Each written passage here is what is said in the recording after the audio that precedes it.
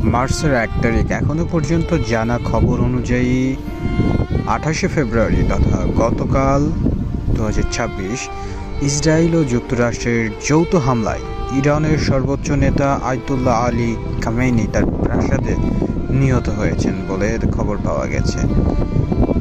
৮৬ বছর বয়সী এই নেতা ১৯৮৯ সাল থেকে ইরানের ক্ষমতায় ছিলেন। ইরানি গণমাধ্যম এবং ইসরায়েলি গণমাধ্যম তার মৃত্যুর খবর নিশ্চিত করেছে এবং এটি মধ্যপ্রাচ্যের রাজনীতিতে একটি বড় মোড় এনে দিয়েছে।